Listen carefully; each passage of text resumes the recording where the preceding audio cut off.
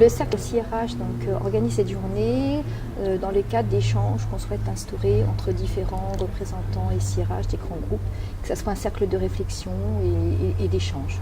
Donc les thématiques avaient été choisies en fonction des grands thèmes d'actualité, tout ce qui est dématérialisation, transformation SIRH, tout ce qui est lié aussi aux réseaux sociaux d'entreprise, donc sur des thématiques qui aujourd'hui sont très tendances et sur lesquelles on manque un peu d'expérience ou de retour d'expérience.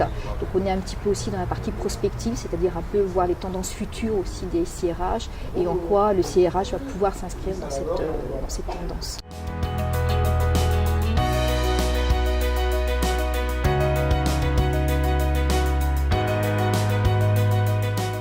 En quoi l'ouverture du SIRH est-elle inéluctable ? Elle est inéluctable parce que jusqu'à maintenant, le SIRH était considéré comme une structure, je dirais, propriétaire. C'était les applications liées aux ressources humaines dans un système informatique déterminé. Et de plus en plus, les systèmes ou les écosystèmes, prenons l'exemple le SIRH versus le CRM versus la Supply Chain Management, ces différents écosystèmes doivent s'ouvrir, converser, partager, échanger. Donc on est aujourd'hui à l'émergence d'une gouvernance transversale qui va définir les principes d'échange, de partage, d'organisation, de management également aussi. Et cet enjeu de la mutualisation devient essentiel. Quel conseil donneriez-vous à un responsable SIRH pour réussir l'ouverture de son SIRH ? Alors, la réponse est simple, savoir, raison garder. Premier élément, c'est définir l'acceptable. L'acceptable au plan technologie, l'acceptable au plan des processus et procédures qui vont avec, et l'acceptable au plan du management. Ça veut dire configurer les outils au regard de ce que l'entreprise peut accepter par rapport à son histoire, par rapport à sa culture, premier élément. Deuxième clé, procéder par étapes, séquencer. Comme le projet est large et profond, différencier court terme, moyen terme, long terme, le séquencement du projet. Troisième étape dans l'approche également aussi, c'est associer l'utilisateur qui de plus en plus est un praticien de la technologie et qui demande à être associé aux démarches pour que l'usage soit mis en avant plutôt que la technologie.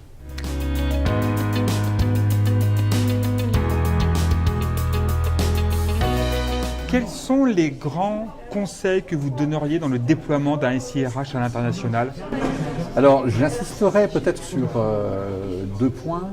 Le premier point qui me semble important, c'est qu'il faut à tout prix que le SIRH global ou international s'appuie sur des vrais besoins business. C'est-à-dire que ça n'est absolument pas des besoins légaux.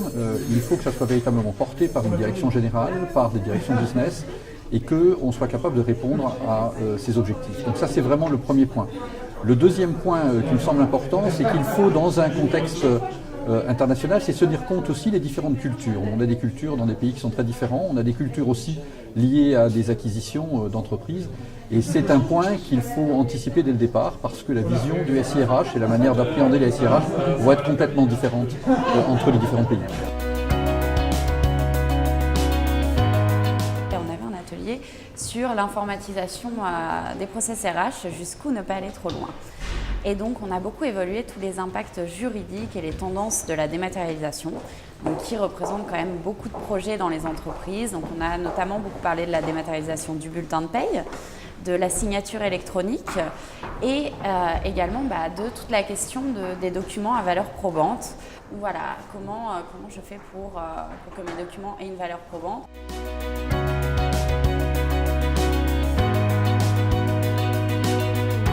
Quels sont les conseils pratiques pour réussir cette informatisation ? Première question à se poser, c'est de se dire quelle va être la valeur ajoutée de l'informatisation d'une activité. Cette valeur ajoutée peut être de différentes natures. Tout d'abord, économique. Quel gain de productivité elle va m'apporter.